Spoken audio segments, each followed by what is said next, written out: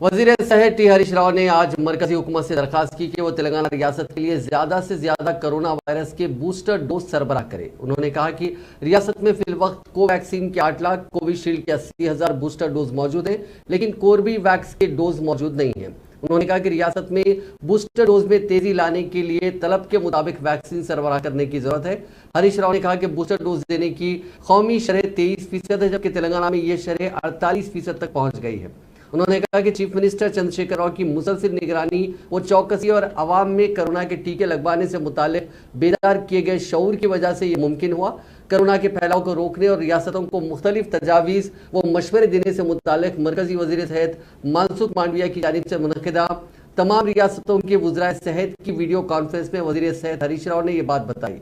उन्होंने मरकजी वज़ीर से ख्वाहिश की कि वो वायरस के अलामात, फैलाव के तरीक़ेकार, उसके असरात, इलाज व दीगर उमूर से मुतालिक तमाम तफसीलात को वक्तन फ़ौक़तन रियासतों को आगाह करते रहें, जिससे रियासतें भी वक्तन फ़ौक़तन चौकसी इख्तियार करती रहेंगी। उन्होंने कहा कि ऑक्सीजन की सरबराही में किसी किस्म की कटौती ना करने के लिए क़ब्ल वक्त इक़दामात करने का मशवरा दिया। इसके लिए ऑक्सीजन प्लांट को खरीद के सरकारी दवाखानों से मरबूत करने के लिए मैपिंग के तरीक़ेकार को मुतारिफ करने पर जोर दिया।